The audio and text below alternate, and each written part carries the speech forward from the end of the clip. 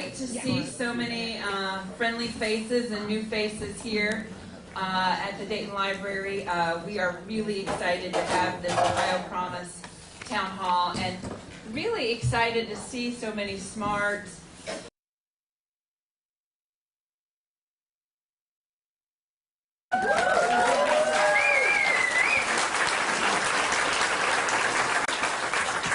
elected officials in the House today, but before I introduce them, I want to recognize Tim Cambridge, who's our library director, and the entire staff of Dayton Metro Library, who did such a great job.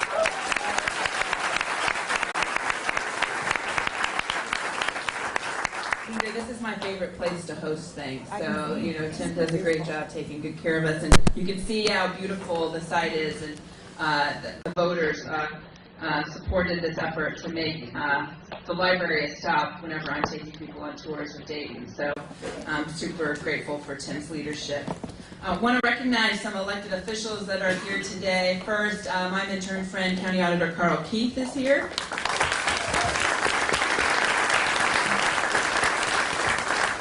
Also, a dear friend, and I would not be mayor without County Treasurer Russ Joseph.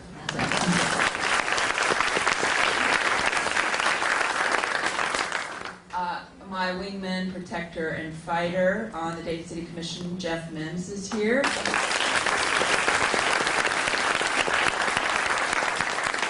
Montgomery County Recorder, Brandon McLean, is here.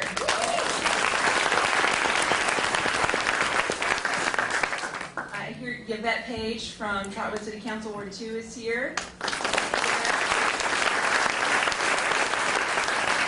I'm sure we have other candidates running for office, but I do want to mention that one that I'm very excited that's running against Candace Keller for the Senate, and that's Getty Wyatt.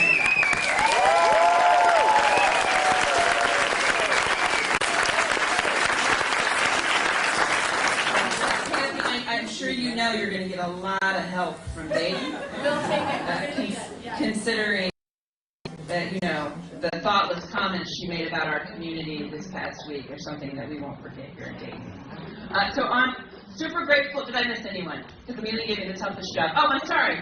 County Commissioner Carolyn Rice is here.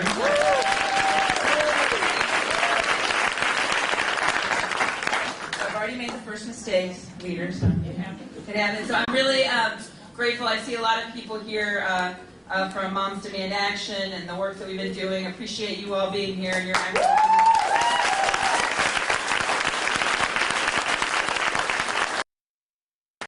Actually, we had this town hall set weeks ago. The leader called me, I think, like mid-July, right around actually when the budget got passed, because I thought the call was about the budget, and immediately answered and asked if we could do a town hall here to talk about the Ohio Promise and the work that the Third Caucus had been doing. And I've been pretty open about the budget this cycle and the change in just openness to cities existing in the State House. I think that has a lot to do with Leader Sykes' great leadership. It's nice to have someone that we can call and talk to about issues that are affecting our cities. And while the Democratic House is in a super minority, I think they do a really great job of trying to pick up the fight, to show the differences, but then when there's things that we can get behind and work for the betterment of our community, she's always there. So I'm really grateful that she asked me to host this event. And now, obviously, more than ever, we're going to need action from the State House to make sure that our communities are safe and that things that happened in Dayton this past 10 days don't happen again to another Ohio community, right?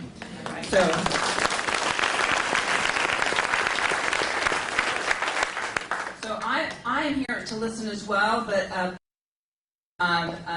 Amelia has a friend. She's a terrific leader. She works her tail off. She has a sense of purpose about what Ohio can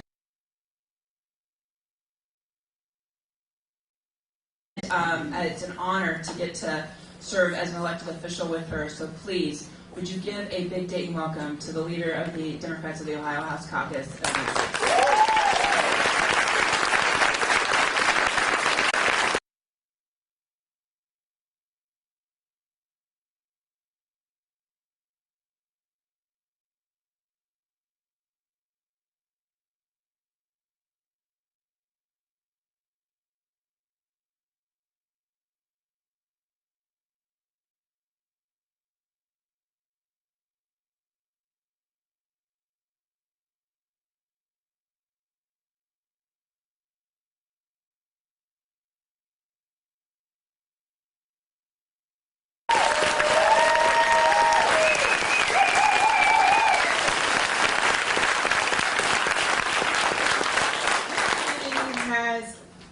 suffered unthinkable tragedies over the past 6 months. And the way that she has handled each crisis with poise and with grace and with kindness and with thoughtfulness, and she stands up for the city of Dayton when she needs to stand up to a bully, I just really cannot thank you enough.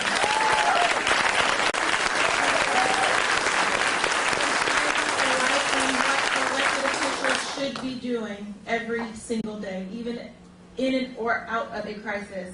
You really are a beacon and a shining example, and I am so grateful for your friendship, and I'm so grateful that you are the mayor in the city, and I am confident that had you not been at the helm, things would not have been as well done as they have been. So Amen. I am a little bit jealous, I can be totally honest, but I'm so grateful for all of you and the fact that Mayor Whaley here at the helm.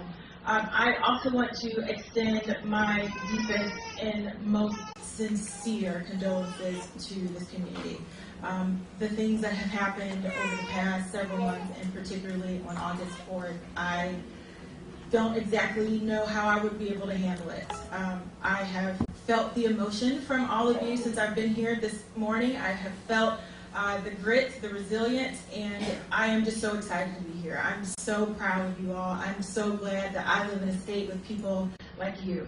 And I can be proud Ohioan. And so on behalf of the 34th House District, where I am from in Akron, on behalf of the Democratic Caucus, and dare I say on behalf of the Ohio House of Representatives, we say we are with you, we stand with you, and anything that you need from me.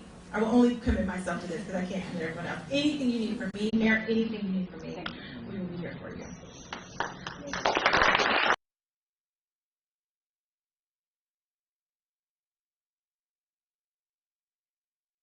They told me no, and I went up to this one building, and the security officer told me no. He was like, sorry, we won't let you. But then, thankfully, another guy walked up at that moment, and he explained, and he was like, oh, I'll walk her up there. Because you had to have a key and a key code to even get up to the floor with the bathroom on it. Because City Hall, going on City Commission, you have to have a code. I used to remember the code, but now I just go up to the third floor and hit the handicap thing and open it.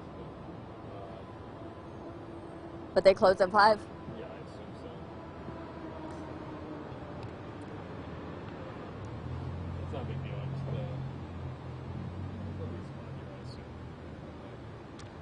I'm trying to drink more and more water, but with more and more water, Yes. more breaks. So. I know, that's one thing Ed would always tell me. He would be like, cause my ex-boyfriend, we broke up. No, but his name's Ed. But anyways. Wait, the guy I know?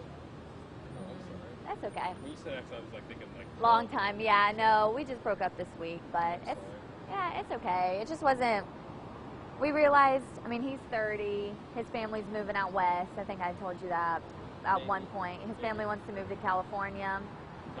Yeah, and so they plan to move like within the next year. He wants to move not long after. So wait, his family, like, his parents? Or something? Yeah, his parents. His parents live here? His parents live here right now. They live in Cincinnati, which is where he's from. And, I mean, I guess, you know, whatever. But we basically were like, is this going to be a forever thing or is it not? And are we, like, wasting our time by...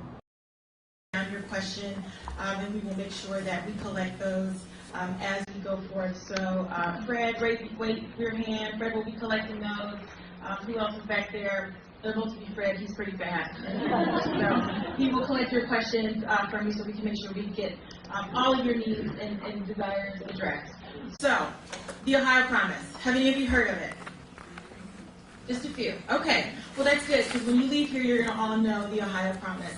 And why it is so important to us and why we have over 25 town halls across the state talking about the Ohio Promise.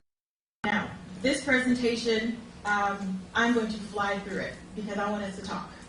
And I hope that's okay with you. So if I'm moving too fast, you can wave your hands and say, slow down, Sykes. We don't know what's going on, but we want to make sure we have enough time. But we also want to present some information to you about what's been happening at the State House for the past 6 months. What happened in the budget and some things that you might appreciate on behalf of the work that we have done on behalf of you.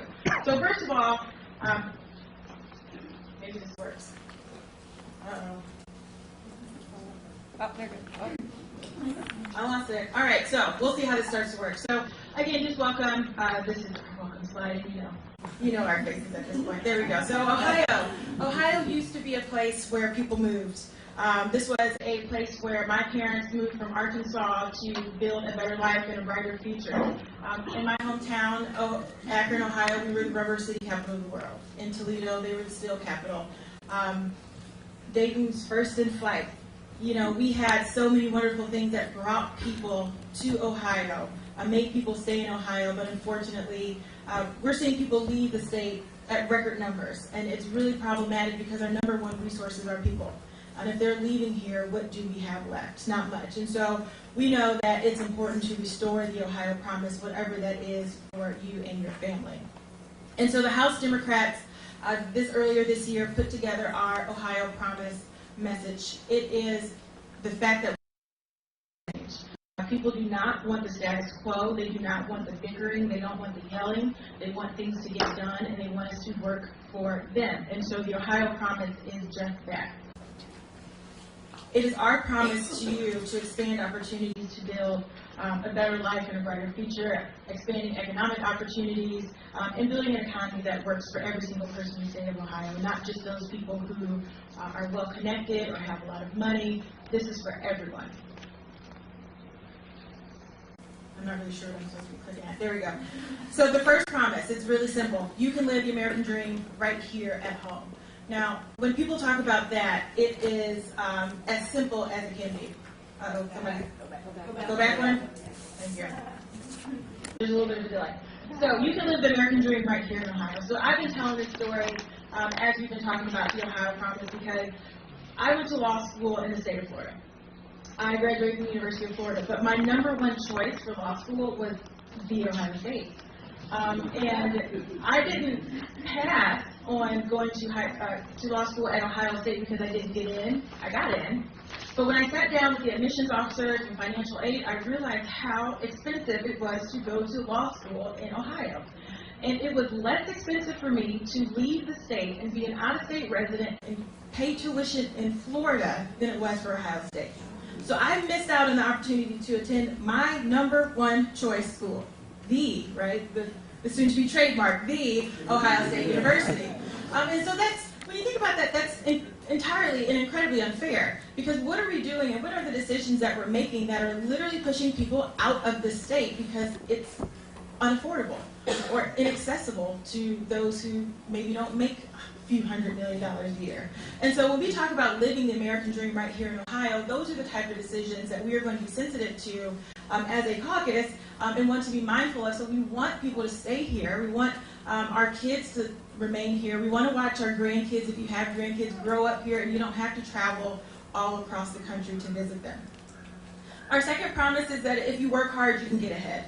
Now we know that everyone feels the system is rigged against them. And when people tell me that, I agree with them. They absolutely are correct. If I say otherwise, I'd be lying to them. The system is rigged against the everyday working Ohioan.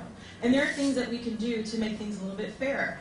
We saw some of this in the budget with changing some of the tax fairness. So people who work hard can bring home the money that they paid for, or that they work for. That we have things like paid family leave. We just want people to get a fair shake at life. And I don't think that's too much to ask. And so when we talk about if you work hard, you can get ahead, our legislative agenda and policies will reflect that. Family comes first.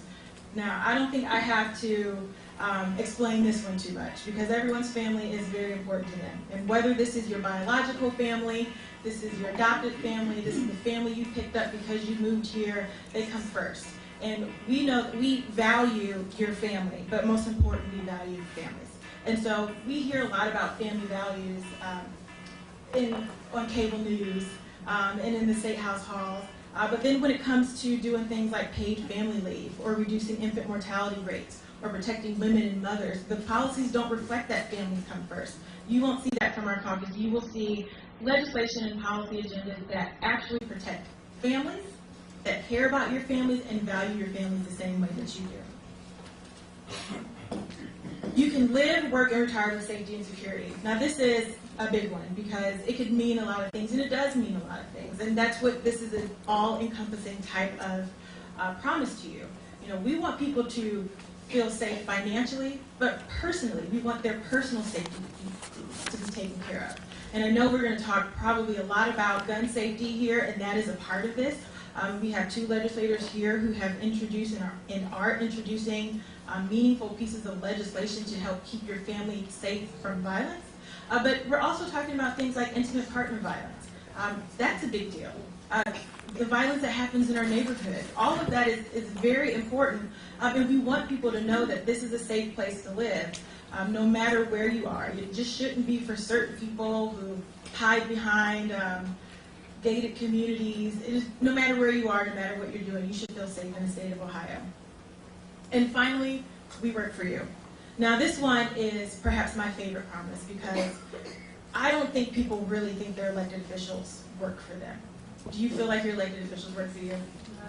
Not always. We're not talking about Mayor Whaley. We're talking about okay. All right, now that I got this clear, everybody else. And so we wanted to make sure that we were very clear that this caucus works for our constituents. We work for Ohioans. We don't work for party bosses, and we don't work for special interests. We are here to do the work that you sent us here to do. And I feel like it is worth repeating over and over and over again because I know people don't believe it. And so not only are we going to say it with our words, you're going to see our actions prove that we work for you. And that's why we have over 25 town halls across the state of Ohio so we can start to show people that we are here working for you. We're not hiding. We know that there are tough issues. We know sometimes you don't like what we're doing, but that's okay. You need to tell us that. And we need to hear that from you so we can do better and we can be better for you. So we work for you. This caucus works for you. We will always work for you. And if we're not doing it right, just let us know. We'll get it together. So that's the Ohio Promise. So if you have any other questions about that, please, let us know. Remember, you've got those sheets of paper in your packets. If you have a packet, if not, write it down on a piece of paper that you might happen to come by, and Fred will run around and pick those up for you. But that's just the general overview of the Ohio Promise. I lost my clicker again. So one thing that we hear a lot is a complaint about the bickering and the stagnant movement of government. And sometimes things need to move at the speed of government. But sometimes we need to act a little bit faster with more efficiency. And so we don't like to look at this as, this is our caucuses. We are Democrats. This is our idea of how we plan to make the state better. But most of the time, people aren't talking to us about, well, we want the Democrats' plan, or we want the Republican plan, or we want the plan that works. We want the one that's going to make our families better. And so we've approached our jobs as we are going to be solution-oriented. And so we're not going to talk about it's not the Democrat promise, it's not the Republican promise, this is the Ohio promise. We are Ohioans. We're here to work for you, and we do that by making sure that we listen to you and we show up and we take your feedback because you all know better than we know what you all need. So we talked about the budget, and I am going to really fly through these slides because the budget is real boring. But here's the thing about it. It's a lot of money. And so we're spending over $70 billion, with a B, dollars a year to make sure that we are funding the state of Ohio and making sure that you have all of the things that you need. And this is Representative Stephanie House from Cleveland.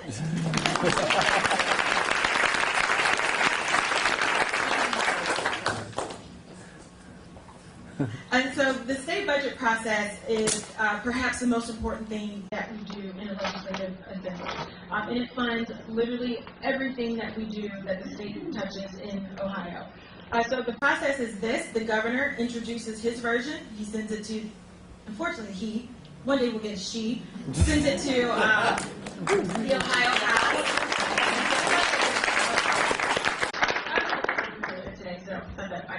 So it goes to the Ohio House where we look at it, we take it apart, we add some amendments, we take things out, we pass it, we send it over to the Senate does the same thing, ultimately ends up in conference committee where we hash out the differences, and then we send it back to the governor for it to be signed by June 30th, so it can be in place for July 1st. This year, we went into overtime. We have a super majority-led House and Senate, as well as a Republican governor, and they were fighting amongst themselves.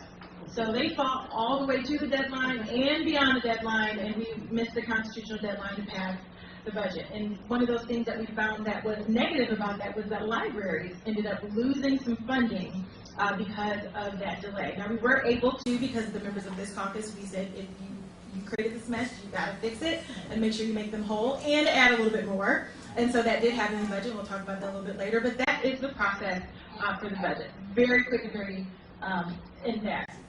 Where does the money come from? Where does that $70 billion come from? Taxes. Some of it, most of it, income, some of the receipts, as well as some federal expansion and why that's so important. We get a lot of money from them for the federal government, which is, again, all of our taxes that we send to the federal government. That's how we get them back. Then where does it go? This is a very, very rudimentary slide about where it goes, but Medicaid and Health and Human Services is basically half of our budget. One of the adages is the highest, the top three, is to medicate, educate. That is what you will see here. The Department of Corrections and Education make up with Medicaid the top three budget expenditures. And then who pays? Very interesting chart about who is not in dollars we're looking at share of income. And so we have a very, very regressive tax structure here in the state of Ohio, whereas you can see the richest 1% pay just about 6% of their earnings in taxes, whereas the poorest 20% pay somewhere around 13 to 14%. One of the things that we talk about when if you work hard, you can get ahead. If you're paying that much of your earnings into taxes to enjoy the same things that the folks on this end share, that's not totally fair. And so we are always trying to make sure that we can create a more progressive tax structure so that those who are earning a little bit more are paying more of their income rather than those who have the least. So really quickly, some budget wins that we saw here. We saw some targeted tax cuts for the lowest wage earners. Now, not quite enough. We've been pushing for these things for a very long time. But if you make under $22,000 a year, you will not have an income tax burden. So that was one of the targeted cuts that we requested, that we wanted. We want more. We'll continue to fight for more. But that was one win that we got in the budget. We also saw a major investment in the future of our children. How many of you are familiar with wraparound services? Wonderful. So wraparound services are those non-curriculum-based services that you provide to school-age children. Children who need mental health assessments and needs and counseling, audiology services, speech pathology, all of those things that make a child better able to learn are wraparound services. There is an incredible amount of investment into those services, over $600 million in the state. That's going to go a very long way to make sure that the kids have everything that they need to be successful and learn in the state of Ohio. Thank you. I didn't do it on my own. These folks here, and as well as a lot of really other great people. We saw some significant investment into Kinship Care.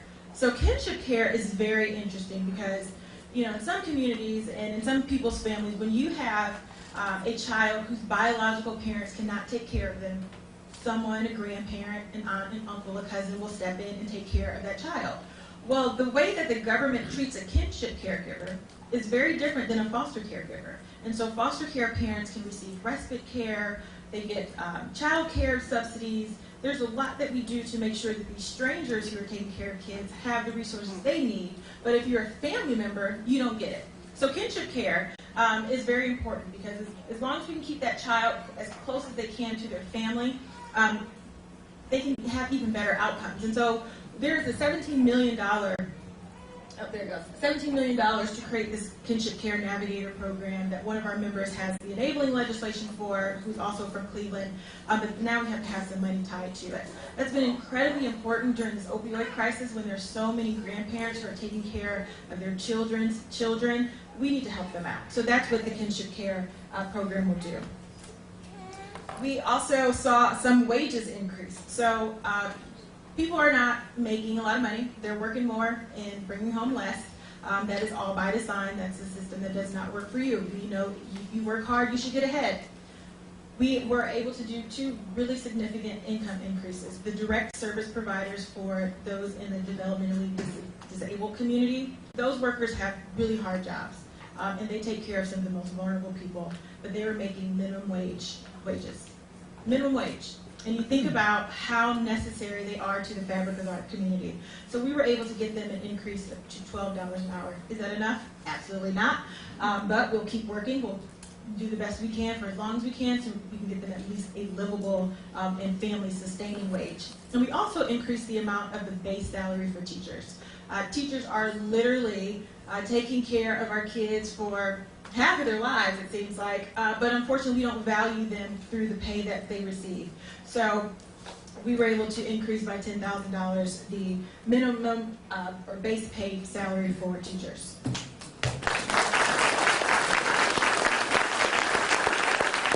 Making college affordable. Remember that story I told you guys about earlier today about why I couldn't go to my state school, my number one choice? OCOG grants. These are Ohio College Opportunity Grants. This helps low-income students get to school and stay in school. We increased the funding for that as well as the state share, so the cost overall of college and higher education should go down. We've got to make Ohio a place where people can afford to go to college if they choose to go. We had not been doing that, but that has changed in this budget. I like Lake Erie. It's a beautiful place, but we're ruining Lake Erie by not taking care of Lake Erie, right? And so we've got to start investing some more money for that. And so the H2 Ohio program is something that the governor proposed, but in order to make that work, we need to appropriate adequate funds so that we can protect Lake Erie, so you can actually go out, so that you can swim in the lake, so that the folks in Toledo can drink the water and not be concerned about algal blooms. And so that was a really significant win in the budget. Restoring funding at the local. Go ahead and clap, man.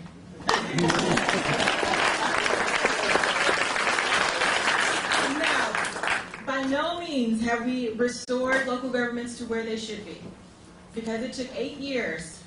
It took 8 years for the administration and state government to take probably well over half of local government funds. And so we are working our way back in there. And so there is more money for local governments, public libraries, public schools, as well as great crisis centers, all important fabrics of our community. And so we'll keep working on that, and with the leadership of your mayor, we'll continue to push for more local government funds. Amen. Yay. Right. Protecting your health care. So this is my favorite topic to talk about, health care. That's why there's so many words on here. So, you know, this is one of the #1 issues that we hear from people. They're concerned about how they're going to pay for their care, particularly the cost of prescription medications.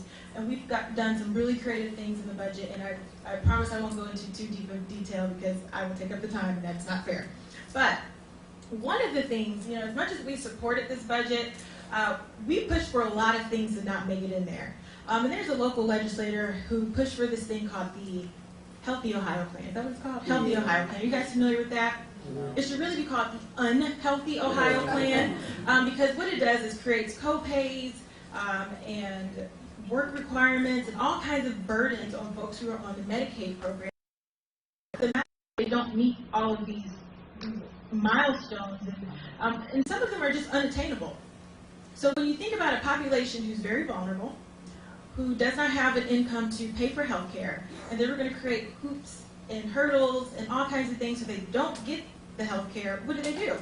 They still get their health care, but they go to emergency rooms where it's far more expensive. So it was the Unhealthy Ohio Plan. Because of our caucus, we were able to keep that out. It was on its way in and on its way to be passed, but we stood up very strongly, especially with the help of Representative Russo, to make sure we pushed back on that. And so we got some really good healthcare things in here, including the Help Me Grow program, which is a home visiting program for mothers and new moms. We got increased money for the breast and cervical cancer screening program. And one thing that our caucus did, which is being led by Representative House, we created a Black Maternal Health Caucus because we know the infant mortality rate here in the state of Ohio is incredibly high, and it's even higher for African American families. But here's the thing. You cannot have a healthy infant or baby if you don't have a healthy woman. And so we have to start putting some more focus on our women and making sure women are healthy so that when they decide to become pregnant, they can have the healthiest pregnancies for them and for the child that they are carrying.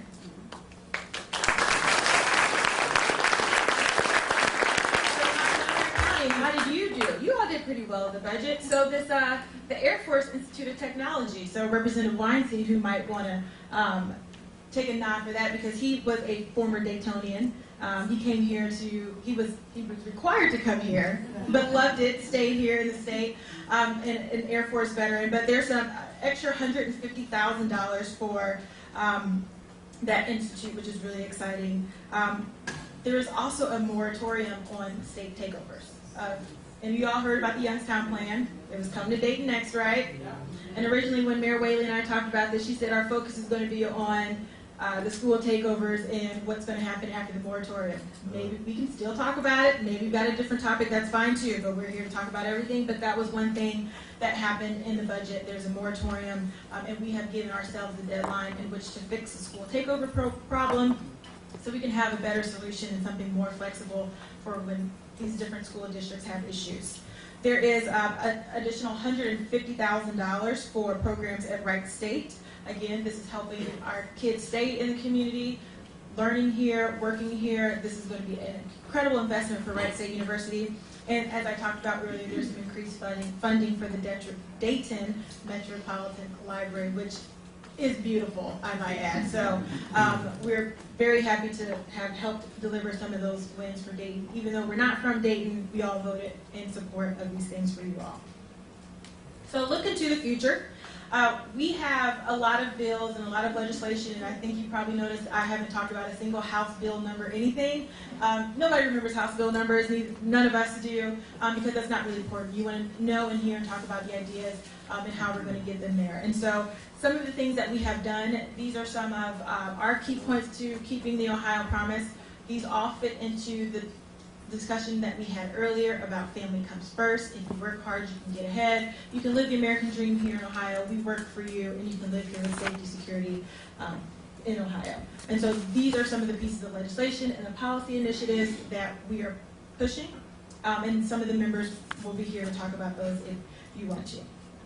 Now, let's get to the topic of the hour, because part of our Ohio Promise is that you can live safely and securely here in the state of Ohio.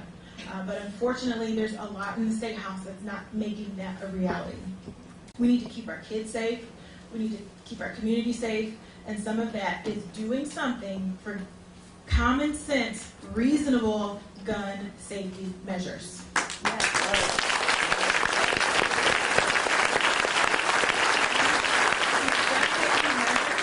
They're not radical. They're not off the wall. They're not things that have not been tried in other communities. They just don't seem to get the will of the majority of legislators in the Ohio House. But I want you all to know that our caucus, we plan to do something. We have to do something. We know we must do something. I had spoken to a group earlier today, and I shared with them that 20 years ago, we experienced the mass shooting in Columbine. And I think it devastated a lot of people because we just said, how could this happen? This is unreasonable. But unfortunately, we've seen mass shooting and violence in our communities just day after day after day. This morning, even on my way up here, I saw an article about a shooting in my district. And at some point, we just have to say, this is not normal. We can't do this anymore. This is not normal, and we're not going to accept it as being normal. And so I talked about a quote from Frederick Douglass, which says, I prayed for 20 years and received no answer until I started to pray with my feet. That means we need to pray with our feet. We need to act, right? You all told us, Dayton. You told us we need to do something. And we heard you loud and clear. We heard you very loud and clear. I talked to you for some time about some of the common sense gun safety legislation that members of our caucus have already introduced weeks and months before even what happened here in Dayton, unfortunately, because we have been leading this charge and saying we don't want this to happen anymore, enough is enough. And so Representative Weinstein and Representative Russo are going to come up and talk about the bills that they have working on related to gun safety. So please come on up.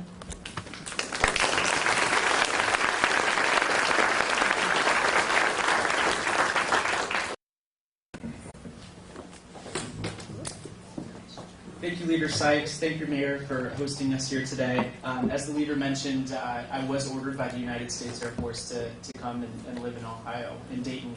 My wife and I met at the Academy, and she got assigned to the Air Force Institute of Technology, and when we got married, I got to join her here. But truly, we fell in love with this city and chose to make a life here. And for the first time in my life, feel like I have a home state, and that's Ohio. So it's very special for me to be back down here. I live in Northeast Ohio now, but it's a wonderful opportunity to be back to a place I really consider home. So I'm happy to be here too with Representative Russo. I'll talk first about the legislation that I am introducing this week. It's currently in its final stages, but what really struck me about what happened here in Dayton was the lethality of it, and also the fact that we had this, basically the response by the police was about as good as you can possibly conceive of.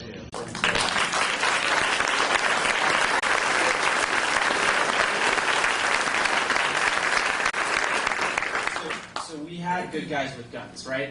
And that's what they say is all you need to stop these incidents. And yet, in something like under 40 seconds, this shooter was able to kill 9 people and wound over a dozen others. And part of that reason is because he carried this double 50-round magazine, effectively a 100-round magazine, that was just incredibly lethal. It was, I mean, the intent is to kill for that piece of weaponry.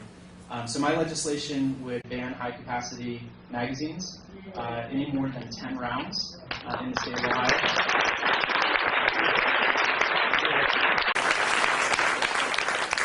We're modeling it off of legislation that is passed in states that we think give it an avenue to pass here in Ohio.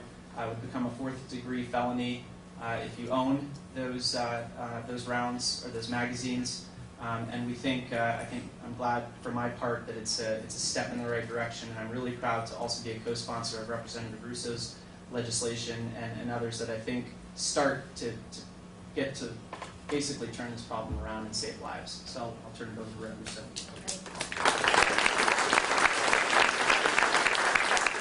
Well, thank you, Dayton, so much for being here, and thank you, Mayor.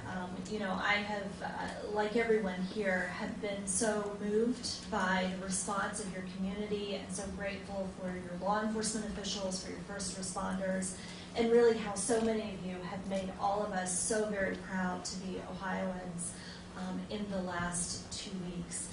I have felt for a very long time very passionately about this issue.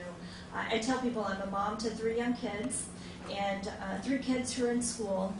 And I remember when my oldest son, who starts 7th grade tomorrow, when he was at kindergarten on December 14th of 2012, we saw the news break of the children who were shot in their classroom at Sandy Hook.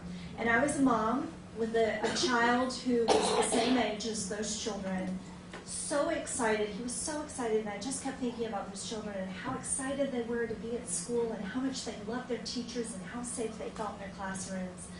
And that event shook me to the core. And I have never forgotten my feelings on that day and in the weeks that followed, thinking about those parents who had children the same age as my child, and what they would not experience with their child that I was experiencing. So I have been very passionate about this issue, certainly when I ran for office and since I have been in the State House. And the legislation that I have been working on, and we announced this back in, I believe in May, which is now House Bill 316, is an extreme risk protection order or red flag law. It is almost nearly the same as the legislation that has been introduced by my colleague, Senator Williams, in the Senate, which is Senate Bill 19, I believe, on the Senate side as well. But this provides an avenue for law enforcement and family members to petition the court very quickly to remove firearms from the home when there is a dangerous situation. We know that in many cases of mass shootings, like what happened here in Dayton, there were clear warning signs beforehand. And unfortunately, we do not have good mechanisms when there are those clear warning signs to be able to remove firearms from the home. And let me tell you, this doesn't just impact mass shootings. Our largest increase in gun violence in the state is actually self-inflicted suicide. I had the privilege of spending some time with some of my local law enforcement officials this past weekend, and I had conversations about this bill and what this would do and how that would impact their work, because much of the gun violence they are seeing now are individuals who are successful in killing themselves because they have easy access to firearms at home. One of my local law enforcement officials told me the story of, there's an individual in the community. He has been experiencing very extreme mental health episodes. He has firearms in his home. He lives with his mother. He has a girlfriend at home. They have been called repeatedly to that home, many times having to draw their weapons because he has stated and has been a danger. They have absolutely no way to remove the firearms from that home. And finally, the last time that they visited the home, they were able to get him some inpatient treatment, which is not easy to do in this state. There's a lot of talk about, well, we can easily get people referred for a mental health assessment. Well, I don't know if anyone has noticed, but we have a shortage of behavioral health providers in this state. It is extremely difficult to do that. So the only way that they were able to remove the weapons from this individual's home was for him to voluntarily surrender them.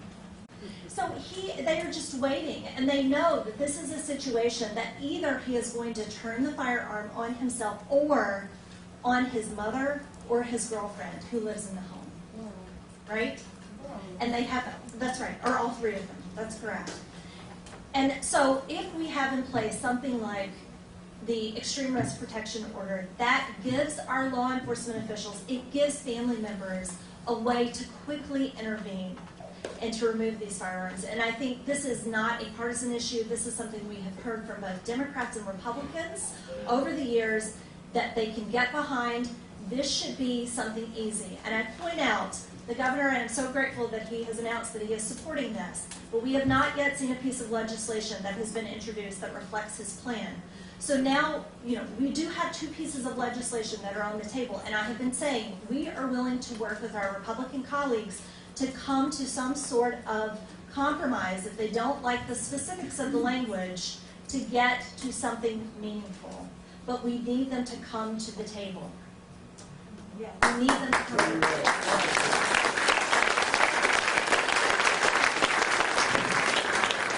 So we are working hard in our caucus. We have a number of pieces of legislation, including expansion of background checks, and another number of other things that I think individuals are going to talk about. We have been responsive. We were going to continue to be responsive, but most importantly, we are willing to come to the table and work with our colleagues across the aisle. And I keep saying this over and over when I'm asked this question. We need them, because I know there are members who feel this way, who don't share my party affiliation. We need them to have the political courage to step forward and come up with a solution to this issue.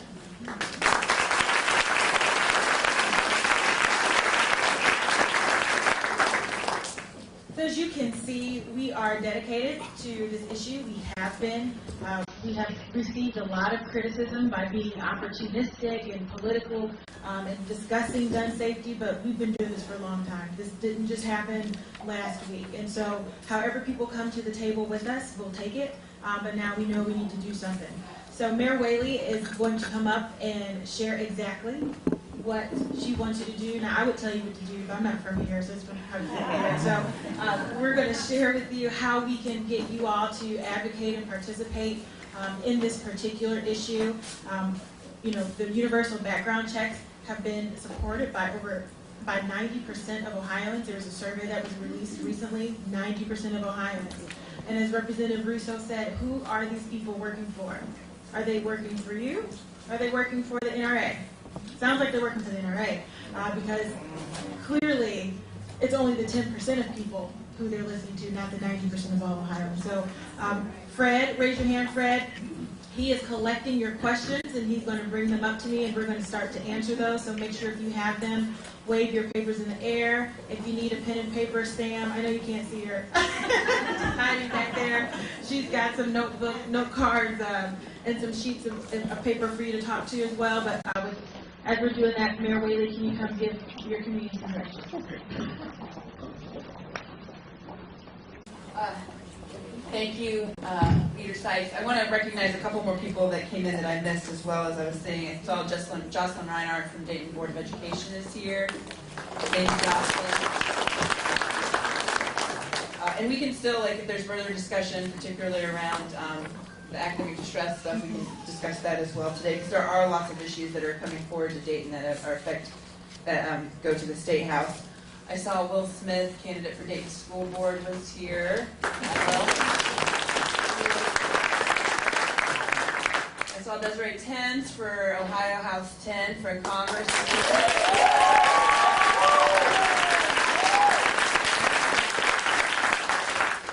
And I saw my other partner in crime, Chris Shaw, Dayton City Commissioner, is here. So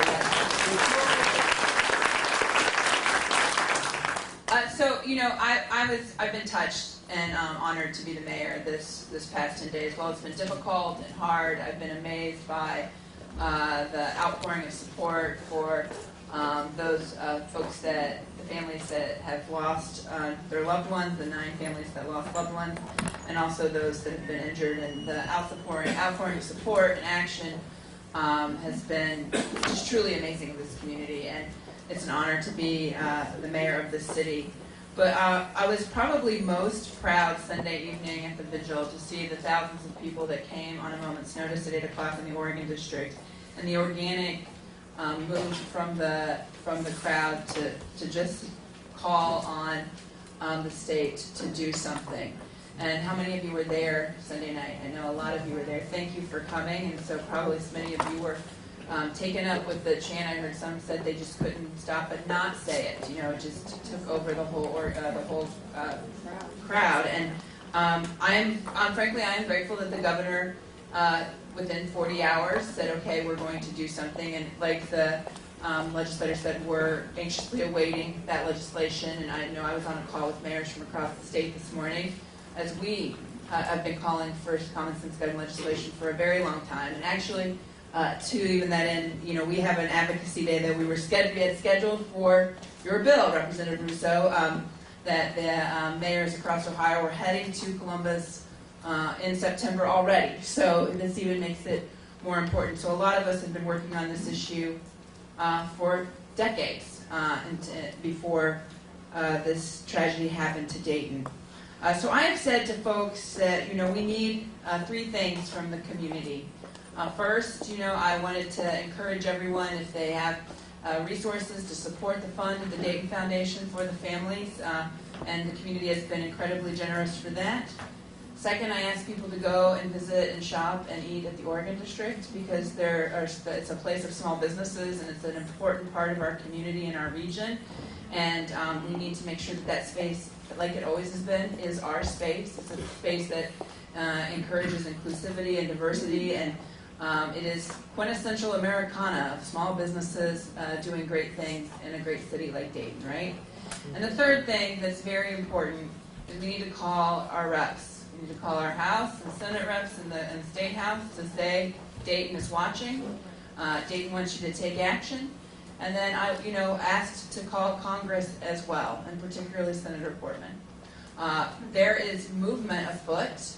I'm excited about some of that movement, but it's going to be a long, hard fight. But I'll tell you what, I don't think this community is going to forget, and this community is going to continue to take action, and we will hold people accountable if they don't take the action of doing something on common sense gun legislation.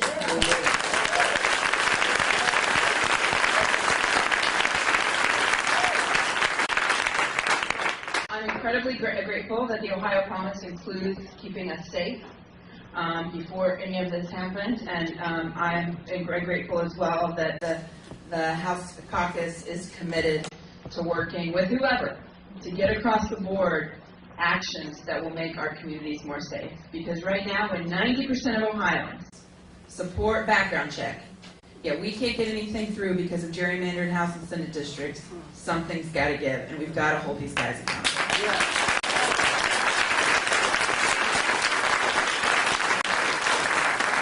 Representative Sykes and your awesome team that came to Dayton, I'm just so glad to see you all. I think this is like the most amount of Democratic reps we've ever had in Dayton. We're so grateful that you're here and in the fight for us, and we will be pushing hard and being alongside you during this fight, and I know we'll be successful because I think the time is now, and people listen when Dayton talks, and we're ready to use our voice and be working hard to make sure that another community doesn't go through what Dayton just went through. So with that, I'll turn it back over to you. Thank you all.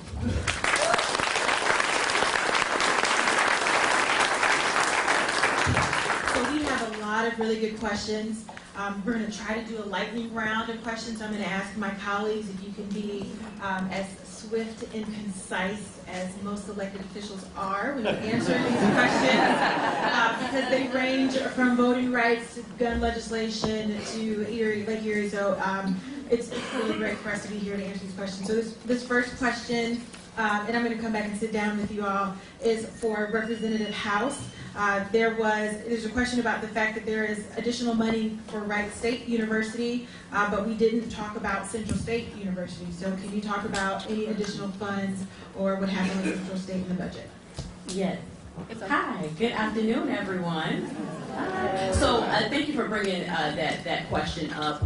To let you know, Central State did get funding. I am working on that exact amount. But just to let you know, being president of the Ohio Legislative Black Caucus, we have been committed over the years to ensuring that Central State is getting its fair share of resources, right? Well, I know if people are familiar with land grant institutions, it has taken them a long time to get that designation, and the Ohio Legislative Black Caucus has been really champion Central State in that area. I know that even with this new administration, Governor DeWine and myself, we have been down there to Central State to really see a lot of the programs they have going on, but they have gotten money. So I just want you to don't think that they were not shot out. They did get some money, and before it's over, I'll have the numbers to tell you exactly how much money Central State got.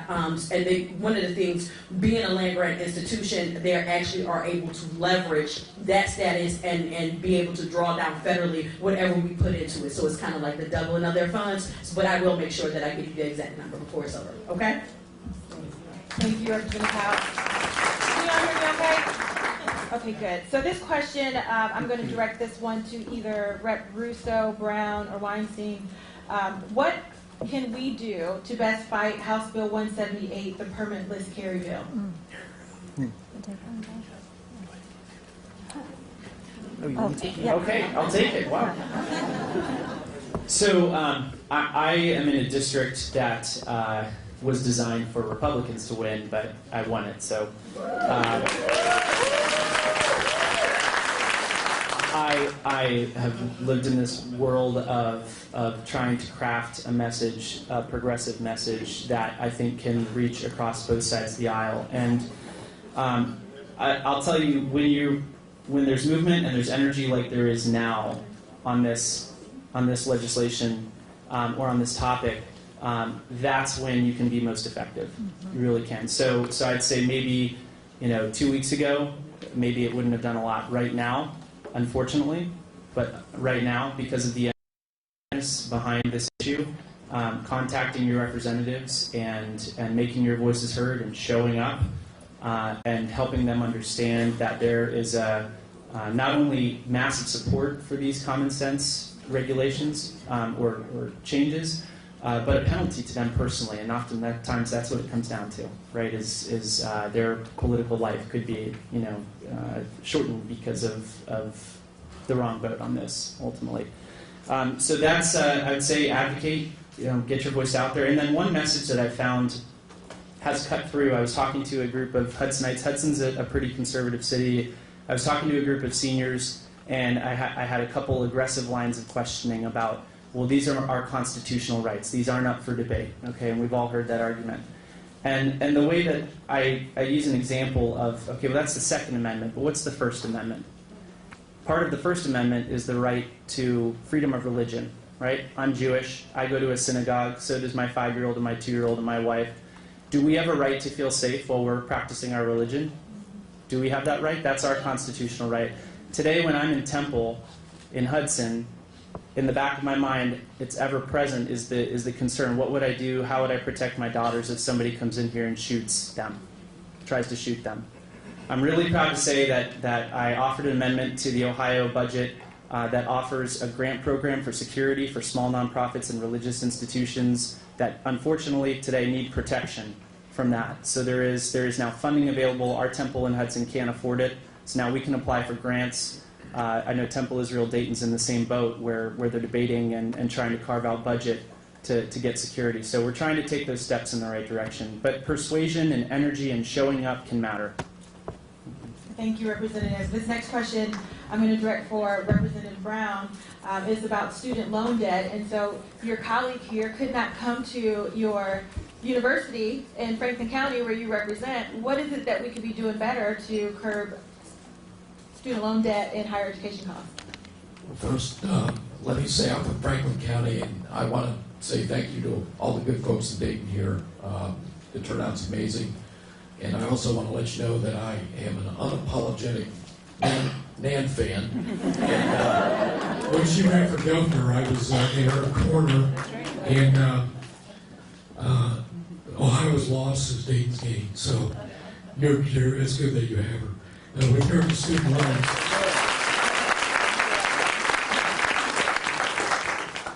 student loans are a real problem. My youngest son is now 26, and he just got out of Ohio State, and he's one of the ones that went. And I think I'll be paying off his student loans until I'm probably dead. So it's very difficult. I think there should be there are various ideas that have been floated around. One is some kind of student loan debt forgiveness, at least for certain folks, and after a certain period of time. And I think these are good ideas that we need to explore. And I haven't seen any significant bills in the House on this, but I think that's something that we need to address, because student costs and college expenses are basically out of control. People have to be aware of the loans and grants that are available, but college has to be more affordable. The idea that some have thrown out of free college for all, I think, is a bit of a pipe dream. I wish it were possible. But realistically, we need to look into legislation that deals with student debt forgiveness. I think that's one area we can address. It's realistic, that might be able to get some traction even among our friends on the other side of the aisle. Thank you, Representative. Our next question is going to be directed towards Representative Boggs, and the question just says simply this: where does Ohio stand on gerrymandering? Well, thank you for that question. Thank you for everyone who is here tonight to support Dayton and listen to us talk about the Ohio Promise, and certainly thanks to Nan Whaley for being the fabulous host that she always is. Where does gerrymandering stand in Ohio? That could be interpreted in many different directions, but here's what I'm going to say about gerrymandering in Ohio. I think we are all tuned in to the fact that gerrymandering has caused a crisis in Ohio because, thank you, it has resulted in our General Assembly passing legislation or refusing to act to pass legislation that is in the best interest of Ohioans, is what Ohioans are asking for from their elected leaders. It has created a situation where we are not going in the direction that we should be going as it relates to our policies. The policy related to gun violence and assault weapons and background checks is the perfect example of how it allows our legislature to ignore 90% of its citizens and act for the minor 10% of those special interests. So what can we do about it? Because I think that's probably what the question really is getting to. One, we have a census coming up. It is important that every single person in this state is counted in that census. So if you can help in any way make sure that we have an accurate and thorough census, that will be contributing to help the process to end gerrymandering. Because what will happen is we will take that census and we will then use those numbers to redraw the maps. And this is an opportunity for us to get it right, because this is the first time that we will be redrawing these district lines, both for the legislature and for Congress, under a new system. And that system has never been tested before.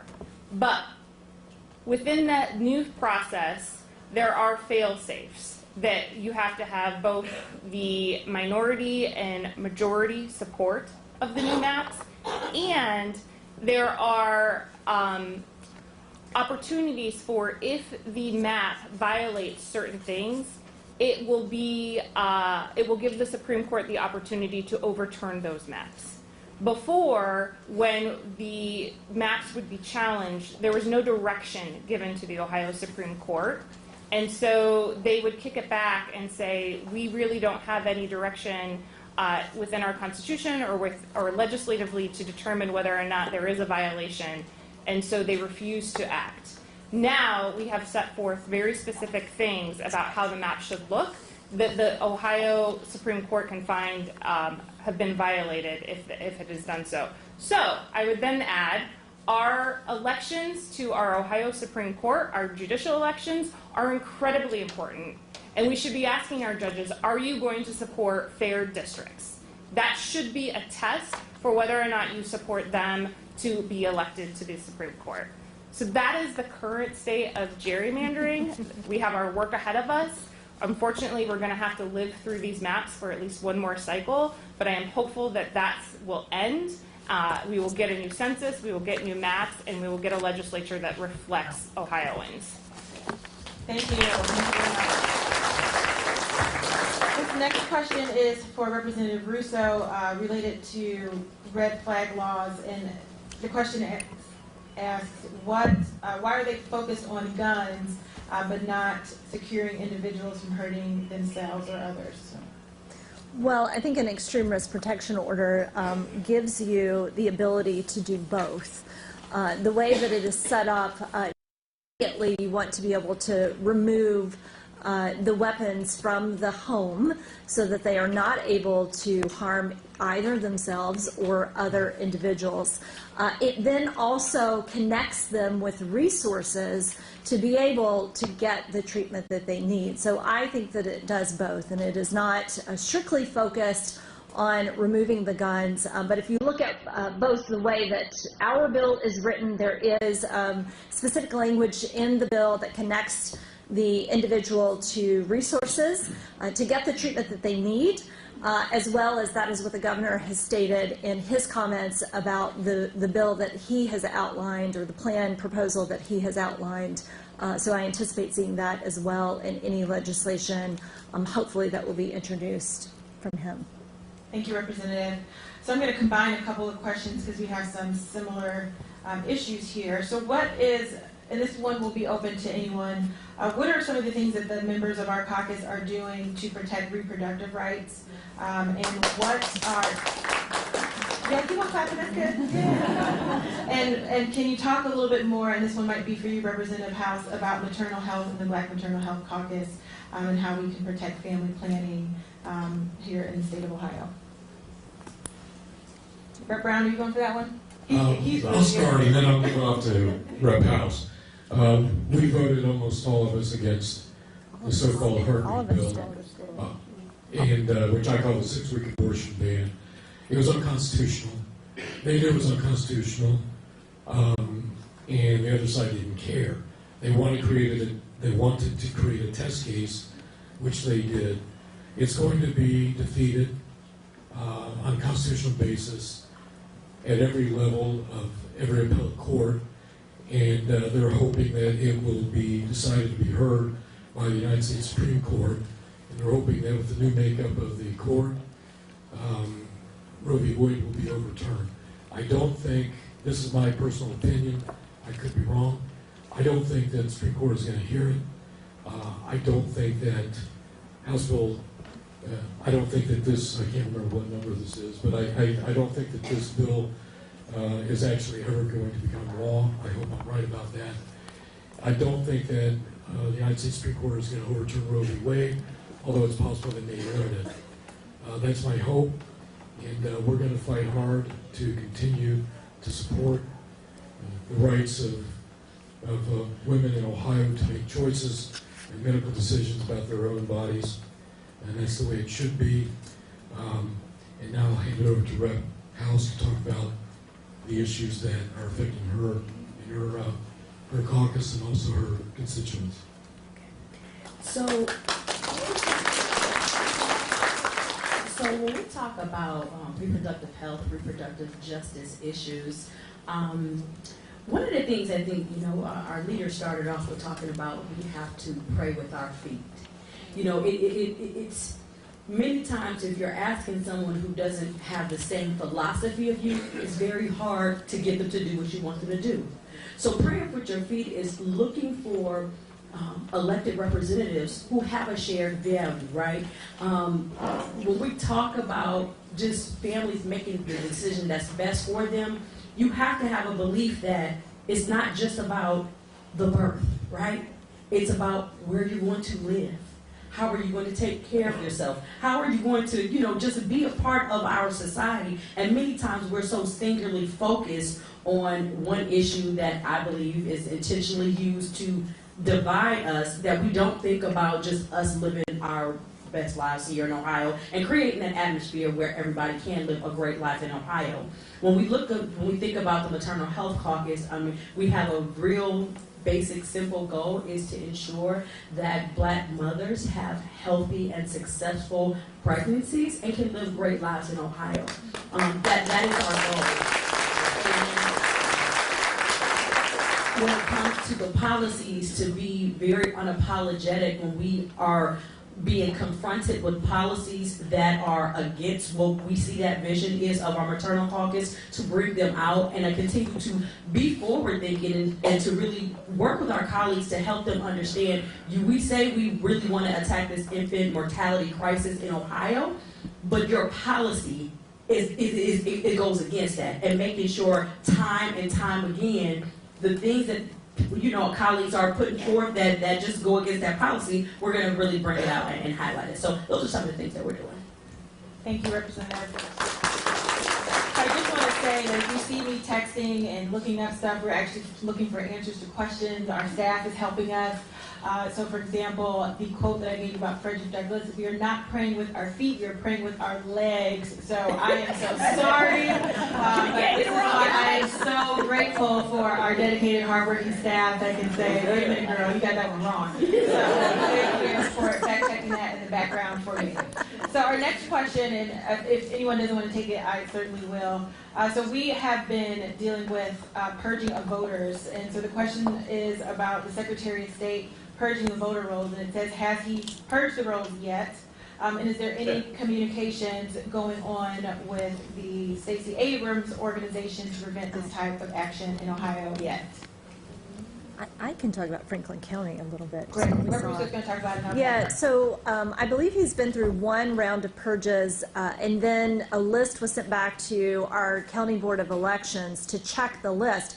I know that in Franklin County, we had a list that had mistakes on it, and there was a really great article in our local paper about this. So I don't know what his decision, he being the Secretary of State, Frank LaRose, I'm not sure what his decision is going to be at this point, but that's the complication that we have at this point. First of all, number one, voting is a right, period. It's a right.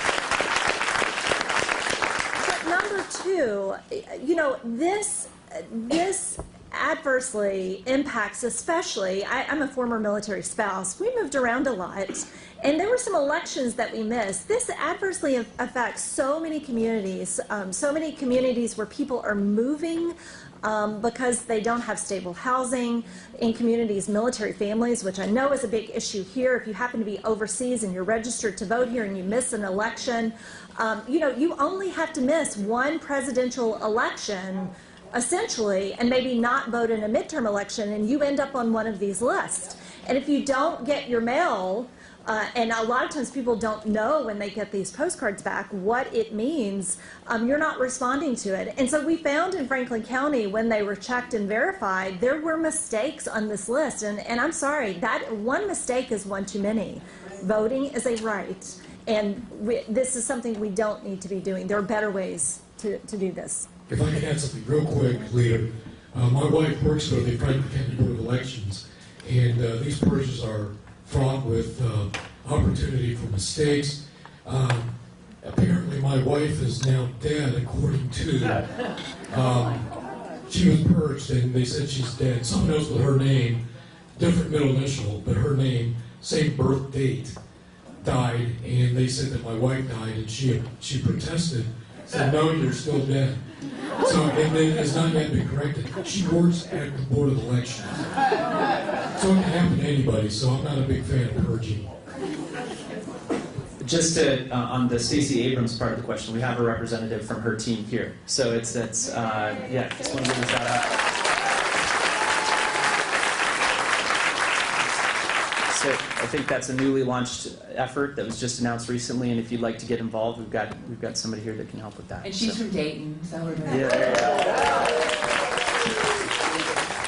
Thank you for making me not answer that question. Okay, so I've got a couple of questions that we're just going to combine, and these are going to be directed to Representative Weinstein, and maybe Rep. Russo, you can jump in where you can. So about just the different gun safety laws, is the governor on board with some of these laws? How have you been able to work with him? In addition to the large magazine bans, what else can we do about handguns? Should we treat them differently? The red flag, for example, the Dayton shooter exhibited numerous red flags, but they were not reported. Even if we have the law, what can we do as a community to be more mindful? And then the last one is, how can we be mindful, and I'm sorry, I've got 4-part questions here, to make sure that we aren't disproportionately targeting black and brown citizens with red flag seizures. Well, I think it's probably most impactful to talk to the realistic chances of getting gun legislation passed.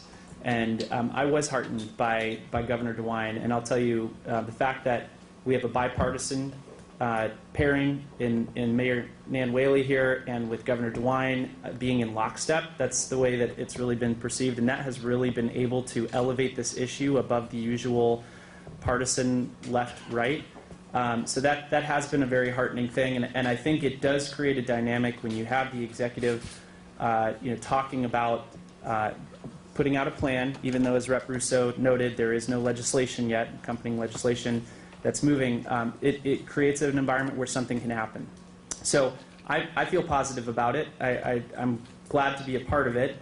In terms of the question about how we can do more, I think we all are just trying to do what we can, what we think is realistic, what will ultimately, sadly, I mean, it will chip away at the number of lives lost. I don't think we can, it's realistic to say we can find the perfect solution here, but by combining background checks and red flag laws and magazine limitations and making it harder for bad guys or troubled people to get access to lethal weapons to harm themselves or others, it ultimately saves lives, and today that's what it's about.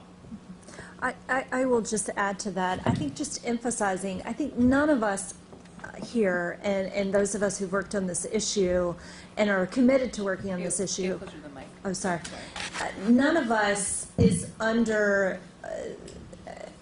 none of us feels that there is one silver bullet to solving this problem. We need a package of comprehensive legislation in many different components. And so I will point out, for those of you who do have a folder, there is a nice comprehensive summary of the things that have been introduced. There are more things that are in the works. But I think that, certainly I think what is achievable is expanding background checks, moving forward on these protection orders. We think that that's achievable, but it's not going to be the only solution to the problem.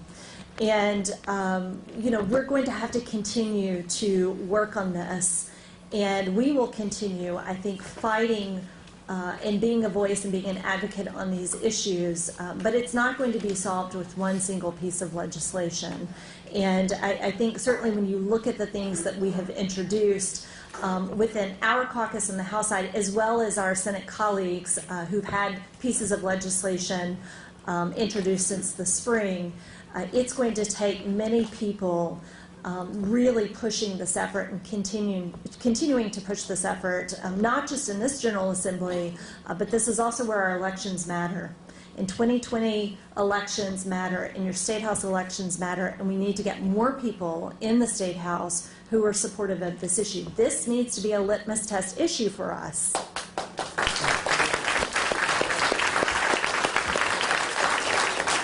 So we're here, I think, for the long haul, and we will keep fighting. And so just wanted to add that. Just a reminder, this is a non-partisan discussion. This is from our official offices. But remember, when we're saying elections matter, we want everyone to vote. Vote if you're eligible. Make sure you register to vote. So let me make sure you two answer, or someone answers the other two questions that we were asking about the red flag, which was how do we ensure that these aren't disproportionately targeting certain communities of color, and how does the community get engaged when there are people who exhibit red flags, but maybe they're not being reported. Sorry. Yes, we got really excited there. So I think that's a really interesting question that was posed about making sure that we're not having unintended consequences with our communities of color. And again, I think that is where we need people at the table having these discussions and hearing input from individuals. I am a firm believer in the committee process when we are working on legislation. And, you know, I can't sit up here and tell you that I have the answer to that question, but this is why these bills need to have discussion in committee so that we can hear and understand where those concerns are and how we might adapt and amend the legislation to address those concerns. And then I'm sorry, what was the second one? Encouraging people to, if you see something, say something. Oh, yes. Well, I think that certainly, you know, much of this depends on vigilance from community members. I mean, we certainly know in instances, and including what happened here in Dayton, that people need to be able to speak out, and they need to feel comfortable reporting either to law enforcement or to school officials, for example. But also we need to give our law enforcement the tools that they need to be able to respond appropriately to that. And frankly, they can't at this point. So certainly I think, you know, when something like this happens in a community or in a state, people do tend to become more hyper-vigilant, and we just need to maintain that and not be afraid to speak up. Certainly, you know, when we talk about, for example, national security issues, you know, see something, say something, and we need to continue that in our communities when we see individuals either struggling or exhibiting dangerous or disturbing behavior. Thank you. So we are running a little over time, but I want to get one last question. We will be here. I hear someone saying, keep on going. We will be here talking to you all. If you want to, we will do the best we can to answer every question that we can if you have them. That's why we brought so many people down with us. But I would like everyone, and if Representative House, if you could start. But before we do that, I do want to recognize the Montgomery County ADM Board who is here. I know that we called them very last minute to provide resources. Did they leave? Okay, well, if you need their services, they are here for you. This has been a terribly trying time for this community.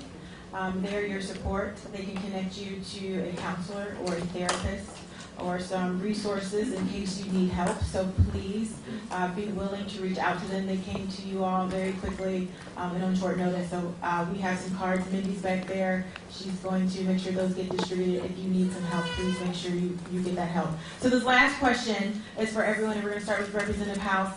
And it says, what would be the best way for constituents to hold you all accountable for upholding the Ohio Promise? Best way to hold us accountable, I think, really, talk to the people that actually represent you, you know, invite them out to just the stuff that you're doing, the organizations, religious institutions that you're participating in. Engage with people on social media. If you're a social media person, like, engage with us, right? It's like, and when you see us not living up to the things that we said we were going to do, you need to check us. You need to check us, and check others to ensure that we are working for you, and have an understanding. We will never agree on all things, but there's got to be a give and take. Many times, a lot of us could just get caught up in our regular routines, but in order for us to work for you, we need to have some connection with you, right? And so making sure that you just reach out to us in various ways, person to person, social media, and I think that is a way that you can hold us accountable. I would echo that.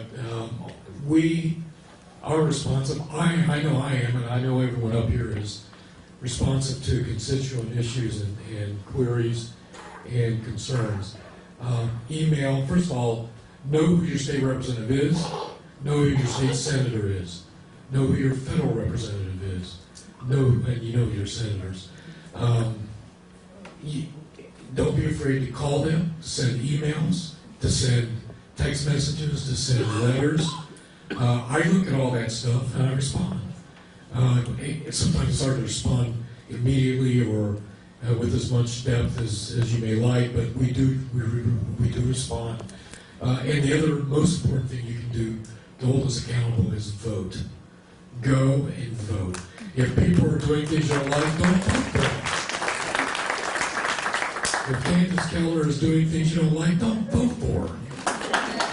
If she opens what she calls a rape crisis center, which is really a propaganda center for anti-abortion stuff, don't vote for her. So vote. Well, I'm a fan of the Moms Demand Action model, which is show up everywhere all the time. They come to all my events. I try to go to their monthly events. I get text messages almost every day saying, will you show up? Sometimes I'm like, I'm speaking there, I better show up. But find that issue that really matters to you, and I know it's hard, but show up and be there, or become part of a group that will represent you and be there and hold people accountable. And over time, you start to win the message. You really do.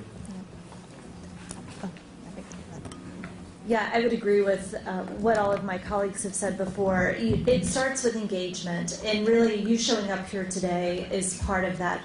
But being engaged, especially with what's going on at the State House, so much of what happens at the State House impacts many of the issues that we care very passionately about, and many of the issues that impact our day-to-day lives, much more so than what happens in Congress. Although it gets really easy to get distracted sometimes by what's happening at the national level. It's not that it's not important, but pay attention to the State House, and not only show up at our events when we're in the district, and again knowing who your representatives are, but come to the State House. It is the people's house. You are welcome there. You do not need an invitation. Come to a committee hearing if there is an issue, especially if we get hearings on many of these gun legislations. Show up, because that matters, and it is your place, and you are welcome there. And we love to see you there, even when you don't agree with us. We love to see you there. So stay engaged, please, with the State House. So I'm not sure what I could say in addition to what has already been said, but I think part of holding us accountable, I would assume that everyone in this room is doing a really good job of engaging and reaching out and being present. I would also assume that everyone in this room is probably the person that gets 17 text messages on election day from friends saying, who do I vote for? What I would say to you, because you are that person that your friends look to rely on who they're going to vote for or how they're going to shape decisions about things, don't let it just start and end with election day. Engage your friends. You know who they are, the people that aren't always the most in tune with what's going on in their community and at the State House. Engage them before election day. Tell them what's going on. Make sure they understand the issues and why it's important. And make them feel responsible for holding us accountable as well. So you don't have to do it all.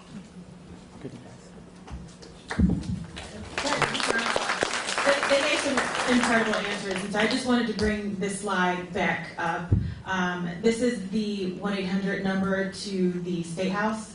This is how the switchboard, I should say, this is how you find your state senator and your state representative. They will help direct you to the appropriate person. Use that number. Please use that number. We do want to hear from you. I don't care what anyone says.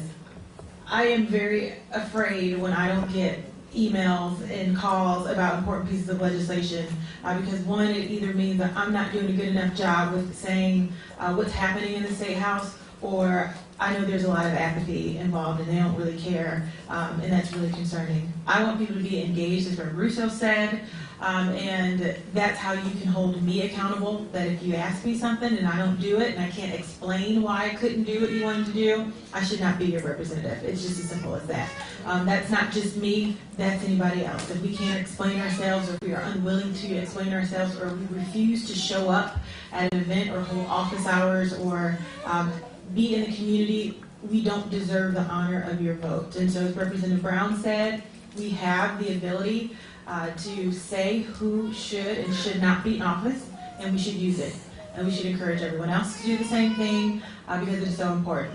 So Mayor Whaley, do you have any ideas about how we should be accountable or closing remarks? Yeah. First, aren't they great? Didn't they do a great job? So grateful they came here. Thank you. Antoni, Butler, Plummer, Perales, Smith, Huffman. All of them have pretty bad votes on guns, guys. A lot of them are, you are living in their district, you don't live in Strayhorn's district. It's time to start calling them. It's time to start saying we're watching when this starts moving. They have direct input because they are in this community. There are votes there on this gun legislation. We have to get organized, and we have to get to work for this region to make sure that the people in Dayton, at least in the Dayton area, we cannot have any of those folks voting against us on common sense gun legislation. Right? Are you with me? So we're going to get to work.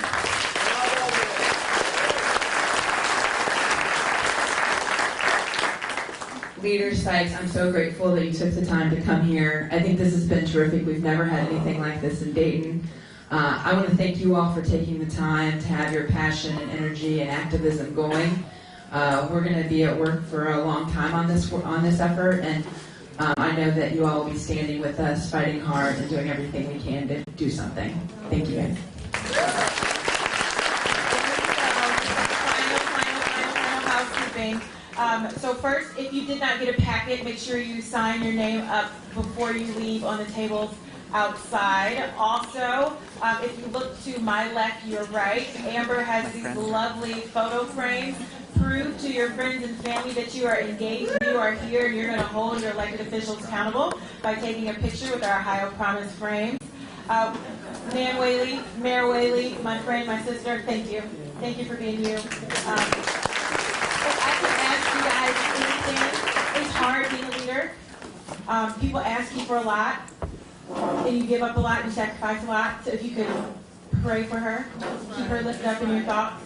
Pray with your legs for her and help her do some of this heavy lifting so she doesn't have to do it by herself, because she certainly has stood up for you all, and I hope that you stand up with her as she continues to fight for your community. So I say thank you again to each and every one of you for coming out to our Ohio Promise Tour. Do you guys all understand and love the Ohio Promise? Okay, I'm not really convinced about that, so maybe we didn't present it well, but you should definitely take a picture.